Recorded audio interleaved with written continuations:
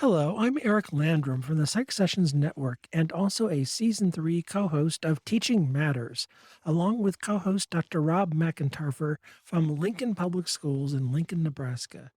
We're pleased to bring you this collection of 10 episodes recorded from September 2021 through April 2022.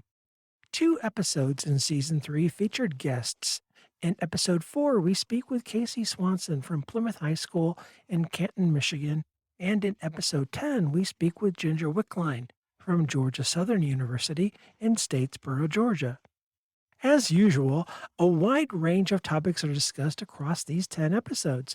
Here is just a sample: research methods, student mental health, hypothesis testing, fictions teachers tell themselves, self care tips, assessment chat, rubrics, AP psychology, IB psychology, high school teachers making connections with college teachers, understanding graphs, accreditation, rather than doing more, purposely doing less, the subjectivity of grading, study skills advice, modality switching during the semester, adapting to natural disasters in one's life, using storytelling purposely as a teaching strategy, the professional demeanor at conferences, improv for teachers, why oh why extra credit, STP's This Is How I Teach blog, hearing the diverse voices of teachers of psychology, and so much more.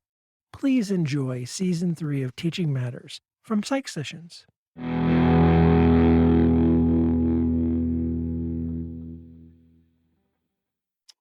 Well, hello, Rob. It's good to see you again in 2022. It is delightful to see you. And we are back to another new episode of Teaching Matters. And, you know, I don't know about you, Rob, but I don't do a lot of prep work for our sessions and our chats. But boy, you did a lot to prepare for today's topic. You really went all out. It may backfire. Perhaps doing prep work would destroy our wonderful, spontaneous, light nature. We'll see this podcast. Who knows?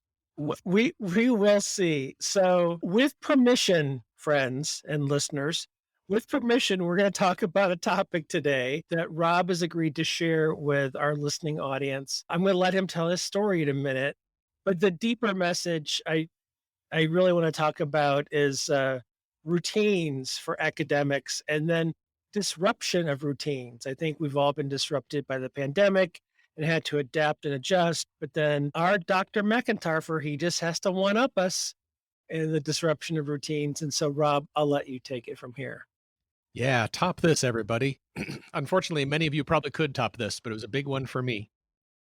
December 15th of this year in Nebraska, we had a huge windstorm, and wind is nothing new in Nebraska. One of my grandfather's favorite jokes was, one day in Nebraska, the wind stopped and everybody fell down. That's good. Yeah.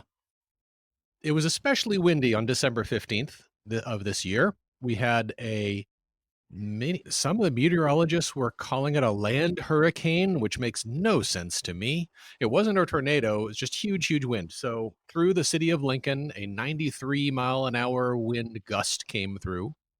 I was sitting downstairs at my house. My wife and daughter, she's back from college, they were doing something. I was foolishly sitting by a large window. Next time I'm going to take weather concerns more seriously. And my son was upstairs. We had, past tense, we had a beautiful old oak tree in the backyard. It was one of the reasons we bought the house. Beautiful old pin oak. We got it checked regularly and it always passed the arborist checks. But the wind gust caught a major limb just at the wrong angle and ripped the major limb off, and the limb fell on top of our roof. The first thing that we knew was the bottom part of the limb came through our back patio door. So we knew it was bad because there was glass everywhere and big noise. And oh my gosh, we have to replace the back patio door. And how am I going to move this huge limb? And that was my concern at the time. And no one was hurt. And no one was hurt. Yes. Me being dumb, I was sitting by a big picture window downstairs and that did not break, thankfully. And my son came downstairs right away and he was unhurt and everything was fine. We were just scared. It was a mighty thunk and the house shook. And at the time we thought a limb had come through our back patio door. And then we went upstairs and we found that the most of the limb was sitting on top of the roof, and it had collapsed the roof and attic into our bed, my wife and my bedroom upstairs. Fortunately, it didn't go through the ceiling and into my son's room where he was. So it was bad. I sent Eric pictures, and it's a thing. The entire contents of the attic and the roof were down in our bedroom. I found the ridge vent. Homeowners will know that you've got a ridge vent running all along the top of your roof. And I found it was lying on top of our bed, basically. So the whole thing came down and down and down and down. So So if and I'm sorry for oh, interrupting it's your great. story, but Rob, if this had happened at night, That would have been bad. Yeah. you and your wife are in your bedroom and Yeah. this has happened in the middle of the night, this could have resulted in much more than just property damage. Yeah, that would have been bad. So maybe that's one of our first points of connection in our intro psych classes, and probably in cognitive cognition classes too, I imagine. We teach how humans aren't great risk assessors. We're prone to overconfidence. We fall victim to different heuristics and fallacies in thinking. We're pretty crummy risk assessors, and I was a absolutely horrid risk assessor that day. Been through big wins before. We got the tree checked out. Everything was fine. We thought everything was fine, and it took no precautions whatsoever. So we will be better risk assessors in the future. Well, before you go forward though, but I mean, let's think about the base rate, right? The Yeah. base rate of your entire life and not having that event happen would predict that the event would not happen like that again. Plus, Rob, with all due respect, you're the only person that I've ever heard tell that they have a big tree in their backyard and they've had it checked regularly by an Yeah. arborist. I mean, you are the exception to that rule. We are very grateful. So you highlighted, and what we're most grateful for is nobody was hurt. The limb didn't get ripped towards our neighbor's house, so our neighbor's house wasn't hurt. So that was really good. And so it sounds weird to say that it couldn't have happened to more A fortunate. nicer family? What? It's kind of, I don't know, something like that, because we live in Lincoln, Nebraska, and my parents both live here. Chris's mom, my wife's mom lives here. My sister-in-law and her husband live down the street, so we have resources. We were immediately able to kick in the family phone tree and get people over there to help us, and we knew we had a place to sleep that night, and our pets were safe. We were able to immediately grab the dog and the cat and get them in their carriers, and it could have been so much worse. We reflected later on, what would it be like if you lived in a city where you didn't have that network? What would it be like if you lived in the city where you didn't have financial resources, or you didn't have a buffer? What do you do? What do you do if your Right. apartment building collapses and you got nowhere to go? Right. Not only do you have some social privilege, Right, but you also have some financial privilege right. that you benefited from. And it's really admirable that you realize that and acknowledge that. It's also really admirable, Rob. Sorry that you're gonna have to be so uncomfortable with some compliments here, that you realize and acknowledge. I'm really glad it didn't land on my neighbor's yard. Um, or neighbor's house. You know, I think in the insurance business, this is what people call an act of God. Yeah, So you it's not like you or anyone else had control over where the tree landed. right, If your tree had landed on their home, that would be terrible. That would be tragic. right, It still wouldn't have been your fault. Heaven right. sakes. And to add to boot, you had an arborist come out and check. I mean, Yeah. you were being the most responsible homeowner I've ever talked to. And so in the midst of all the unluckiness, there were some things that we were actually lucky about. Later that night, once we got the so if anybody ever goes through something like this, the order of operations, I didn't know the order of operations that you're supposed to do. So we very quickly learned you call the fire department first, not emergency fire department, because they can get there fastest. So you'll call the non-emergency fire number, and they're very glad to come out. And they immediately turned off the gas and the power and the water, and looked around to make sure that the building was stable and we could go back in and grab a couple things. So they escorted us back in to grab a couple things. And then they told Laptop, desktop computer, stuff like that, hard the drives, box where we keep car titles and things like that, just that family mementos. box, things like that. So we grabbed those things, just what we needed for the night. And then they helped us with the rest of the triage, which is you call your home insurance, and then the home insurance person in Lincoln immediately put us in touch with a contractor already. So both of them came out that night. So that the ball got rolling that night, which was good. So moral of the story: call the non-emergency fire department number, and they will get you started on the rest of it.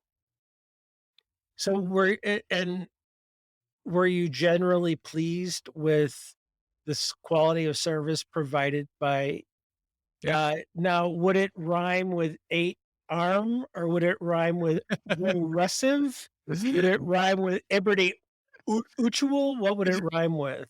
Neither. People listening to this and know I'm in Nebraska might laugh. It's called the Farmers Mutual. Oh, okay. So Yeah, it's a hybrid. yeah, they've been great. Later that night, when we were at respective relatives' houses, and I started thinking about other things other than the initial shock, Yeah. I was supposed to teach the next day. So loyal listeners know I'm teaching an AP research class. I'm back in the classroom for the first time in a long time. So I call a buddy at the school and ask the buddy to cover the AP research class the next day, and that was fine. But we were getting ready for finals day in AP research. The finals were the following Monday. The final day was the following Monday. And the way our high schools run finals is there's a special schedule. So you have 90 minutes for a final, where we usually only have 50 minutes for a class period. And I talked with my AP research students. There's only 4 of them. So instead of taking some sort of content final, what we decided was they were going to do a presentation. And I did field trip permission forms, and we had a room out here at the district office, and we were going to do a big conference presentation in one of the fancy pants conference rooms. And we had administrators showing up for the big fancy pants presentation. And we were going to spend that day and the next day getting ready for the big fancy pants presentation. So I sent word to somebody to please cover my class for the unknown future. And I said, and please, if you can, get their vibe about whether they're okay continuing on with this plan for the presentation, or whether they want to bag it and do something else. Because they had to not go to high school that day. They had to come out to the district office, and most of them hadn't been here before. So I sent word, and word came back to me and said, "Oh no, they're fine. They're good during the presentation. They're fine." And it happened. So they came through with flying colors. They made their own slide summarizing where they were with their project and what they were going to do. And on the following Monday, they gave a presentation in front of a couple principals, directors of departments, and they did a great job. So the connection to teaching is often our students will rise to the occasion when we most need them to. Absolutely. So a couple things. First off, I thought you were going to say, I got them permission slips to take a field trip out to my home so they could help earn some extra credit Sure. in going in and out and helping get stuff out of there. Yeah, there's still a lot of glass to pick up in the yard, actually. But I think the more important tribute here is well prepared, well designed courses taught by passionate educators and participated in by serious students. Here's a nice anecdotal evidentiary example of whether they were well prepared. Yeah. And even though you had something unexpected and somewhat tragic happen to you, they weathered the storm. And I don't mean that in a joking way. Yeah, yeah, yeah. They came through. They were prepared. They were probably shaken a bit by you not being there, but they probably did it as much to honor you as they did to honor the topic and the subject matter. Yeah, it was a good reminder for me, no matter why they could do it, that they could do it. I don't Teachers out there, we all know a lot of our teaching choices are based on, I know I need to get students to this point where they can do this use knowledge in this certain way, using this skill to accomplish a goal. What do I need to scaffold to get them ready for that? And I'm rethinking some of my scaffolding. I think I might be underestimating students sometimes. Sometimes I give them scaffolding when they could use less scaffolding and maybe learn a little bit more from the experience. Were you in the room when they presented to the Yeah. principals? Yeah, it was great. It was But fantastic. you weren't there for any of that immediate prep. No, they pulled it Yeah, up. and I almost think, I think that's exactly the point you're making, Rob, that in some ways, maybe that was better. Yeah. And Um, it might be a slight, I don't know, not a difference, but a distinction, high school to college. A lot of us who teach in high school, we see them every single day for 50 minutes or something. So we have that we have that everyday routine. In college, you have gaps between where you get to see your students. And so it's sort of an enforced structure where they have to go away from you and struggle with something for a while before they come back. We don't often get that in high school. yeah, there is something here. And maybe developmentally, they need that scaffolding more in high school. And Maybe. what you're calling scaffolding, I have a less desirable word I'll call Mhm. handholding. Yeah. Well, I think scaffolding is a more professional word, and I think developmentally, I think younger students or maybe students are not as far along developmentally or cognitively need more scaffolding. But here's the challenge. I think at the college level, we over scaffold at mm, times and we over handhold, and sometimes that's for the benefit of the student, but sometimes it's for the faculty member to minimize conflict, mm, to minimize argumentativeness. mm, So if I have a rubric that is anal retentive, and I'm talking about me, I'm not talking about in general other people. If mhm. I have a rubric that is anal retentive down to the number of spaces after a period in APA format, and I have this thing where I can grade and there's no wiggle room, I have made my life easier by being able to ding a student, and I'm either hand holding, scaffolding, or handcuffing maybe students. But now you can't argue with me. It was on the rubric. Um, but I'm giving them a cookie cutter tech recipe book cookbook, which is not going to get them ready for the workplace or graduate school because that's all going to be fuzzy and there is no syllabus in the workplace. And all, there when you get into the workplace, there is no oh, I'm going to do C level work on this next assignment, or I'm going to aim for a C minus the next 6 months of my job to just barely pass. So, and I had an instructor once actually after a convention presentation, just knocked me to my knees, who had seen one of my rubrics in a presentation for research methods and kind of very politely told me, "You're not getting your students ready for the real future Hmm, if you do that over and over, hmm. because they're not gonna get that instruction in the workplace." Yeah. Yeah. I like the two terms that we're playing with, hand-holding and scaffolding, and maybe there's a more substantive difference between the 2, so maybe we could use the terms for 2 legitimately different examples or purposes. So scaffolding, you and I, we both need scaffolding sometimes in the real world to reach some place where you can't reach. I mean, there are legitimate uses for scaffolding. And I think in teaching, there are legitimate opportunities or necessities for scaffolding. Like in the same AP research class, same students, we're tackling data analysis now. And I wanted them to be able to use a spreadsheet, use Google spreadsheets to input two different distributions of numbers, figure out descriptive statistics for those two different distributions of numbers, including standard deviation, and figure out an effect size difference because the context was data from an experimental group and a control group. Wow. Now, I had to scaffold that because they had minimal experience in spreadsheets, especially formulas in spreadsheets. And they also had to make a graph showing the difference in means, and they had very minimal difference in that. So we scaffolded the heck out of that. Okay, Um, but let me add but now I think here's where we get into the nuance. yeah, One version of that could have been you're in the front of your room with the 4 students, yeah, and you do it once on a smart board right, with a different data set, right, right?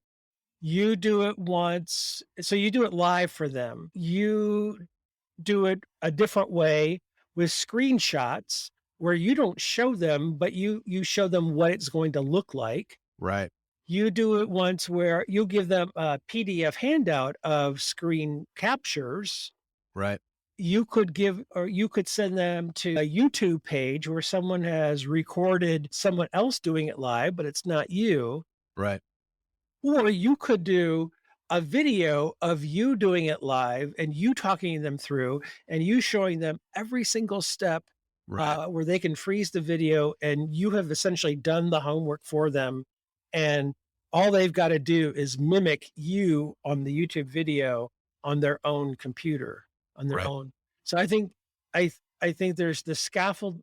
So how much do we build in that they have to struggle Right. versus how much do we hand it to them prepackaged and pre-digested, and Yep. they're just it's mimicry.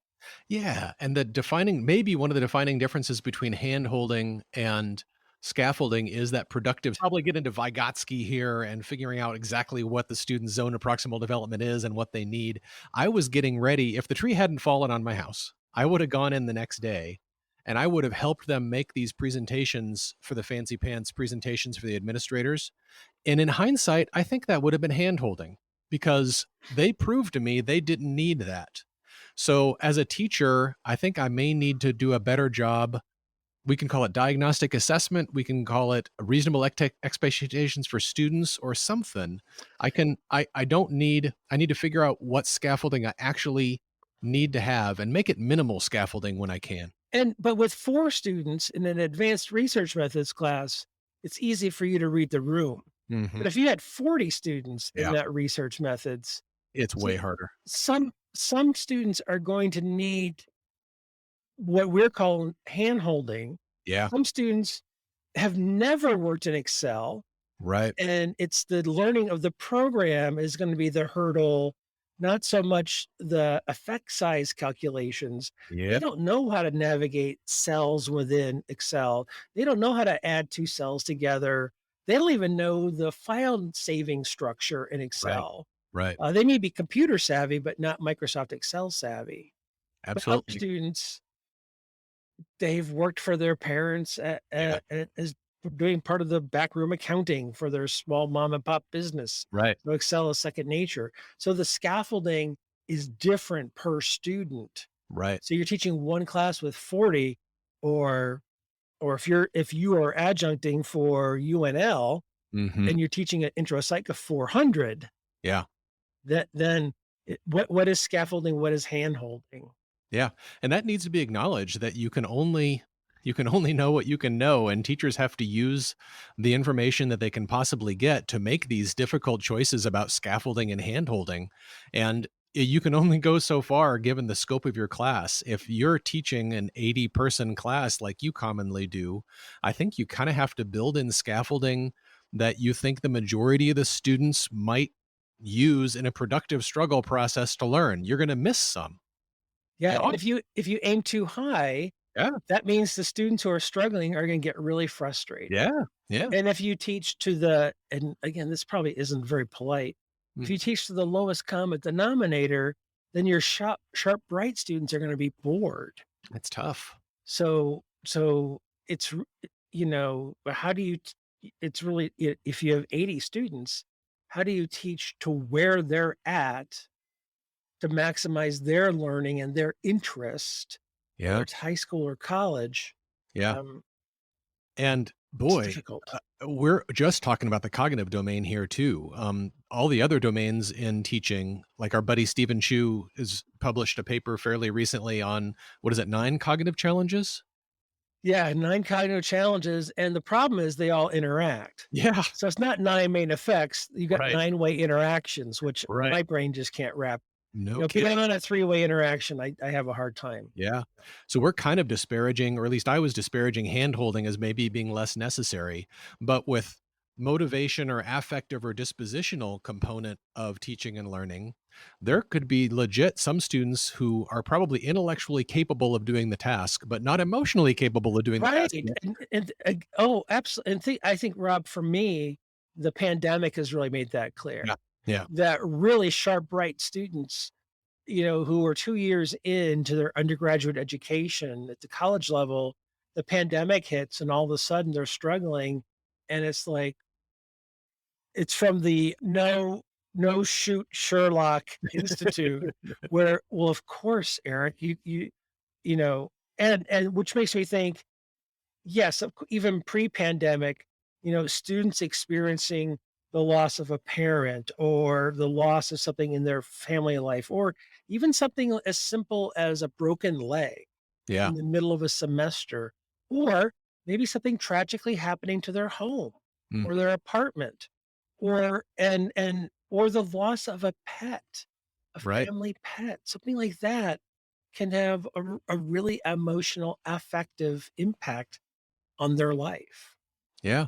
Yeah. So the teaching choices that we make are we were talking about nine-way interactions. They need to be informed by so many different things. It's one of the things that makes teaching endlessly challenging, and we never feel like we got it right because we always know there's something we didn't consider.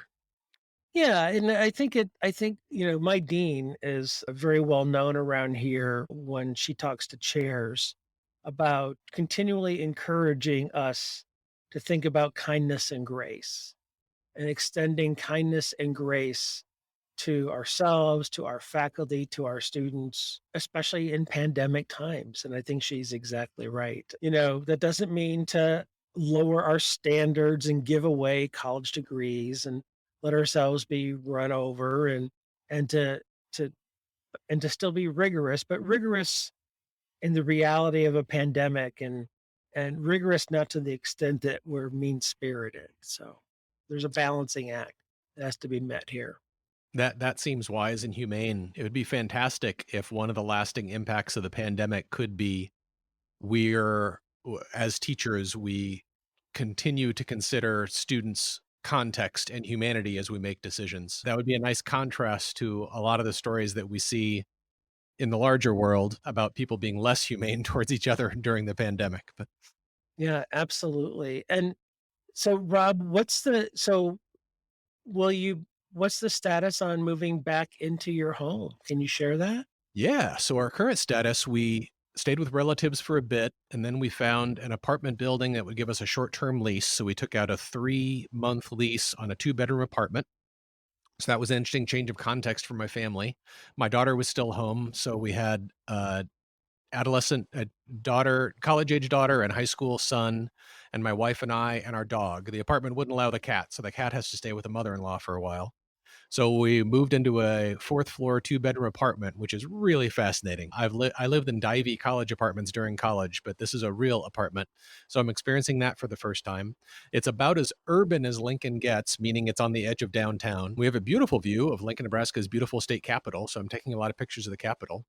The 11-year-old dog is getting reconditioned for how to request to go to the bathroom because now going to the bathroom means going out in the hallway, going down the elevator, going outside, and doing the whole thing in reverse.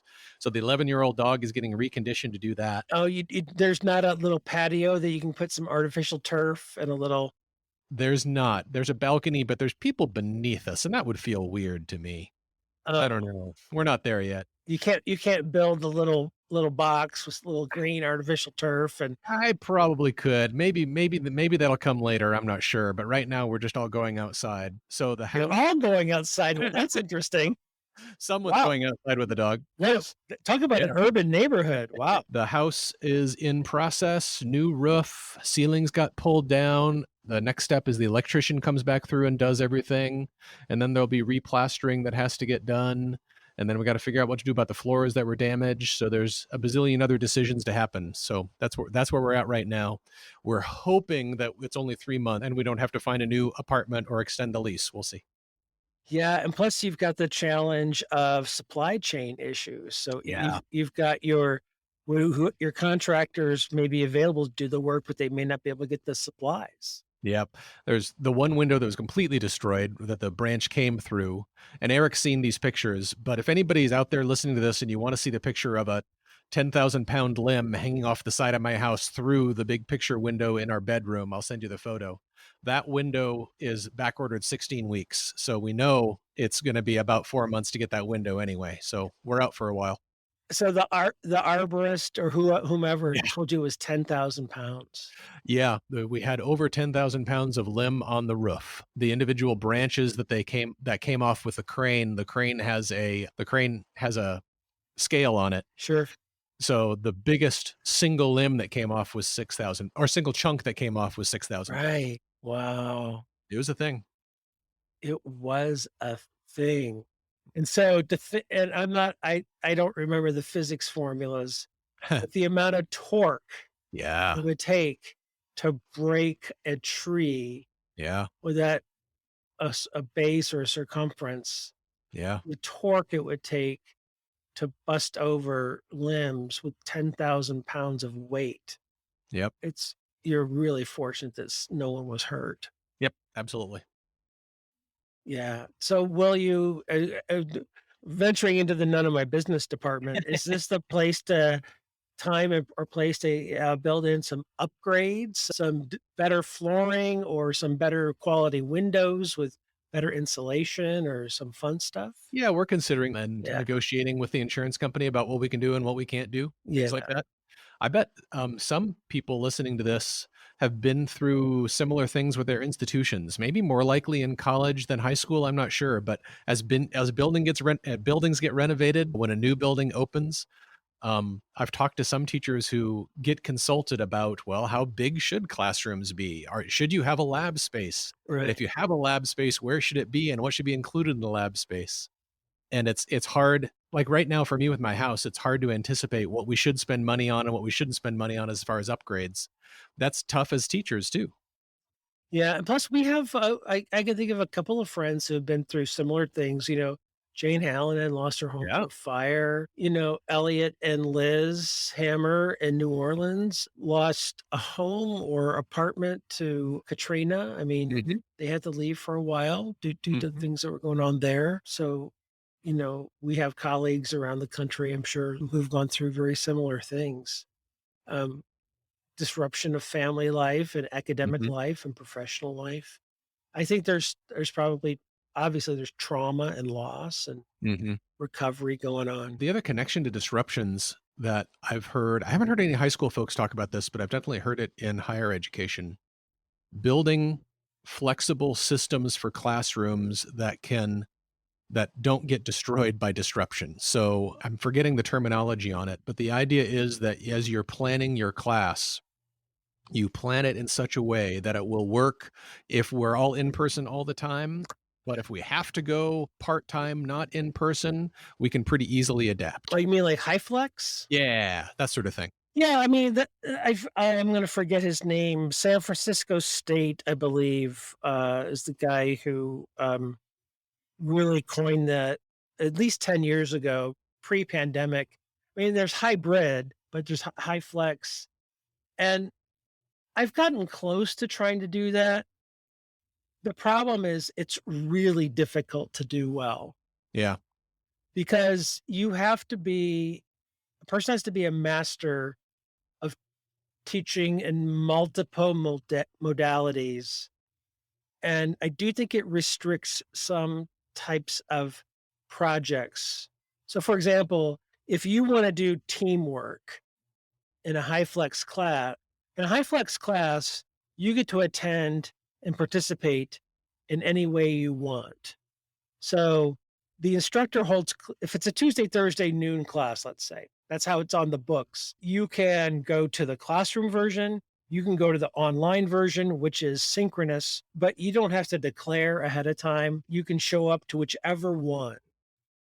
But let's say you want to do group work where you've got a team working across the semester, well, then that instructor has to be savvy enough to know, okay, on September 5th, you're going to be working together on a team project, and I'm going to have Zoom breakout rooms where in my classroom, you better bring a laptop so that you can get on Zoom to connect with the people who chose not to come to class that day, who must also go to the same breakout. You have to really have your act together to give other people maximum flexibility. And the person running it better be a, a technician Yeah. as well as a master teacher. Yeah. And art it's not the high flex model because it wasn't planned. Our district during the worst of the pandemic, and we almost had to go back to it recently with Omicron variant, were the teachers were effectively doing high flex because a student could be out at any point in time. So for a year, high school, every teacher in our district turned on Zoom at the start of class, had some students in front of them in masks, and then had other students zooming in from home. So I guess it was technically the high flex model, but it wasn't planned and it wasn't deliberate like the model is probably supposed to be. Yeah, And it was and hard. plus, if you're doing that, odds are you're probably just doing mostly straight lecturing. Well, yeah, or what you would normally do with students in the classroom, but then you tried to point the camera at yourself so Zoom students could participate too. That's probably about as good as it got. Right, but if you were in the classroom and you were doing think, pair, share, It's did tough. did you make your students think, pair, share? The teachers who got good at it were able to have students in the classroom do a think, pair, share, and then do a breakout room and have Zoom students do think, pair, share. But that's a lot of coordination. And then, if you had the students stop at the end of class and do a 1-minute reflection or a muddiest point, did you Yeah. have your Zoom students stop and Right. do a muddiest point and then upload it somewhere? I mean, Right. you Gosh. really have to, I mean, to do Yeah. it the way I've read about it, Yeah. you have to be a technician. You have to really know the software, whether Yeah. it's Zoom or Skype or whatever Yeah. system your school district's using. Two of the tricks that I heard teachers use most successfully were Pear Deck, because then Oh, Pear yeah, Deck. I've heard of that. Yeah, so Pear Deck, you've got a slide deck going, and you can advance the slides, and the slides will advance on all the students' screens. So then the teacher could have the students in class, the synchronous in-person students looking at the same slides as the Zoom students, and then Pear Deck also allows for people to respond on slides to questions, so everybody could. So that was helpful. Another innovative practice that I heard, mostly from middle school teachers, was whichever students were present in the classroom at that time got a Zoom buddy. So they had the students who were zooming in face on their screen in front of them on their desk. And they were responsible for making sure the student who was zooming in got all of the information and experiences that they were experiencing live in class. So it was kind of like nobody goes alone. It was a walking buddy. It was your swimming partner. You were helping make sure this Zoom student got the full experience. That was kind of interesting. I think in a pinch, I could Mhm. justify that. Yeah. I think if I was that in-person student and I was a little bit older, I might go, "Is this really my job?" Right. Yeah, exactly. And they might be missing out on learning too because they've got to attend to another student. Yeah, yeah. Um, our department got to try to do an evaluation of our year of high flex or our year of combined online and in person. And the evaluation was tricky, but we did find a group of students that were remote the entire, either through choice or through illness or through something. And we're able to try to compare that large group of students with a matched sample of students who were present in school for the entire or majority of the time. And we found what you would expect, although it was disheartening. That was not a good year for remote students, as measured by grades and any other measure we could figure out.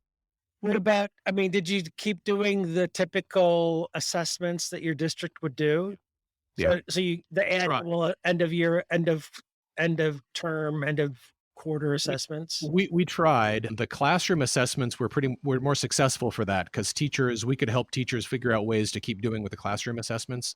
The standardized large scale online assessments, ironically, didn't have a way to deliver them remote because of test security. So it seems ironic that you couldn't deliver an online large scale assessment remotely, but the test security requirements precluded that. Yeah, well, good for your district that you've somehow coded the student experience Tried. so that Yeah. you know, you can look maybe a year or 2 down the road, what's the long-term effect, if any? Yeah, and it helped drive some policy decisions that not everyone agrees with in our community, but that evaluation was part of a decision to say, no, we're not going to have a remote learning option. We want your students here in person whenever they possibly can be, and we'll work with you to try to get them there. And there will be exceptions.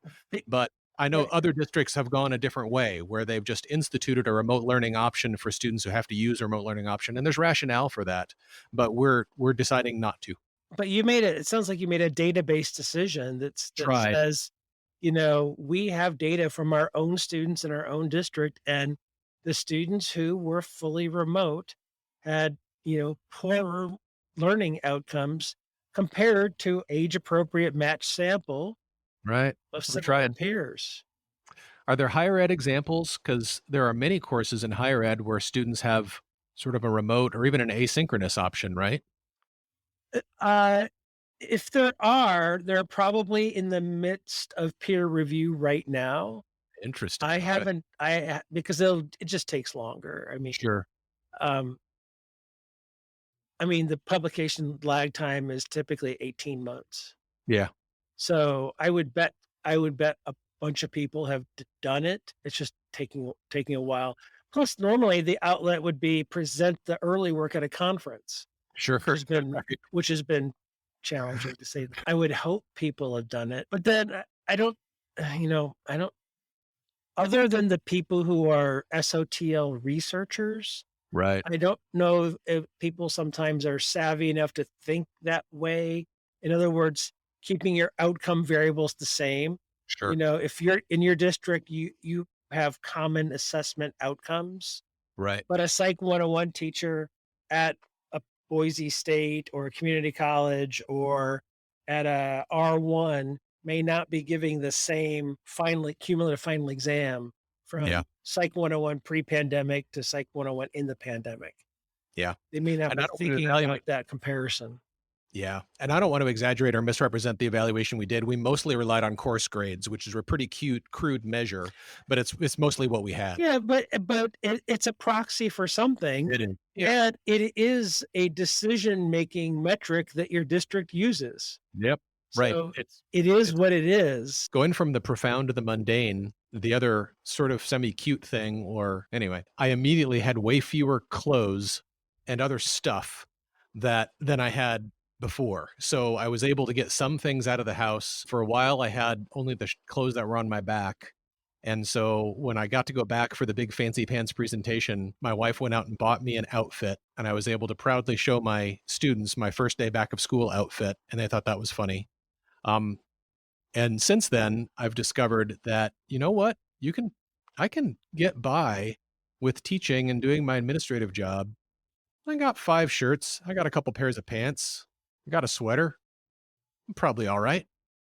So that's the other revelation So, of moving. you can you didn't revel in the fact that you got to get new clothes. You revel Not in the yet. fact that you can do more with less. You can do Right. not more, you can do the same teaching with fewer clothes. Yeah, I can get by, and all our stuff a lot of our stuff didn't get destroyed, it got packed out and it's in storage now someplace, so we'll get a lot of it back, but I can do my same job with fewer physical things than I had before, and that's been Interesting. a useful thing to reflect about.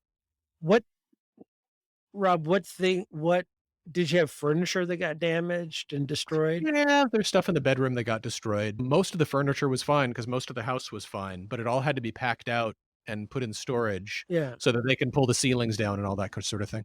Yeah. Is there anything that you know of that once you're back in, "We're going out and we're buying this." I don't know. A desk is nice. Don't currently have a desk. So a desk is nice. I don't know that I'll buy one or just find a different spot in the house for that. Oh, because But the apartment wasn't furnished? no, we got to bring some of our non-damaged furniture over to the apartment, which is good. Gotcha. Yeah. But the desk got damaged? Yeah. Yep. But that's all right. Yeah, you took this awfully well. I Well, think that's you're talking probably. to me now several weeks out too. I was more freaked out. I went through my own freak out period for about a week or 2, but it's getting Did better you now. go through the anger, bargaining, denial, depression, acceptance? I don't know if I went through any of those stages in order, No, no, no. but there were some moments of despair and feeling pretty picked on, like those, "Why did this have to happen? Why did it have to happen to Sure. me?" That just That means sort of you're thing. human. Yeah, exactly. Taking the dog out at 5:45 in the morning sucks. That's Isn't that why people have children? I'm lucky if we can get him out of bed, but right Okay. before, but Doing all right. Yeah, it's that positive disposition, I think, that probably helped you weather the storm. Plus Yeah. having all that family support nearby. Yeah. Ooh, and speaking of positive disposition, we can put in a plug here for both college or high school folks, because I think it would work in both classes, but it was aimed at high school. The wonderful Teachers of Psychology in Secondary Schools, which is the high school arm of APA Division Two, they recently published a unit plan devoted to positive psychology. And if you are a teacher and you have a unit on positive psychology, I think you should totally look at this and see if there's resources that you want to use.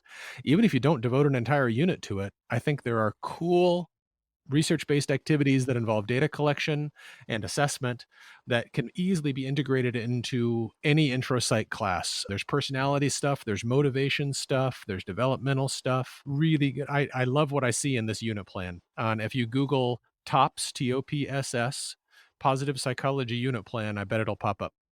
Rob, you said that this happened on December 15th, Yes. and I don't know this for certain. Um, do you and your family celebrate Christmas? Yes. And Did our, you our sneak back into the house and retrieve, if any, Christmas gifts that might have been under a tree? It was almost cinematic. The fire department who were there asked if there was anything we needed to get out of the bedroom. And we said Christmas presents, and they said, "Oh, I think we can get those." And later on, actually, it was somebody from the insurance company who was able to get back under the debris and get Christmas presents out of our destroyed bedroom. And we brushed the old insulation off them and got them as clean as possible. And Had they been wrapped yet? they were already Oh wrapped because my my wife gosh. is Of my wife is course they were. my wife is very organized, it's not me. So we got to move into our apartment on December 23rd, so we were able to celebrate Christmas in our two-bedroom apartment and open the presents as intended, so that was nice. Wow. No tree, though, No other than the tree. one that was still on top of the house. Was there snow on the ground? No, there was a slight snow flurry while the roof was still tarped, and that caused us some concern. Now, we've had a really dry winter. I don't know if you've had much snow there, but our winter's been really dry here. We've had a little bit of snow, not a Yeah, whole lot. not Is much. there room in your apartment for a desk? No, not currently. My son's got a desk in his room, so he's privileged, but I don't have I'm usually fine working on the couch, but I think when I move back into the house, I might try to turn over a new leaf and find a desk space somewhere. Okay. All right. Well, thank you for sharing that. You bet. Thanks for Uh, asking. we didn't talk. We got some teaching talk in there, but I think there's a story about disruption. I think there's a story in there about students can persevere. Faculty oftentimes are asked to persevere. Mhm. I think there's some good stuff in there for our Yeah. listeners.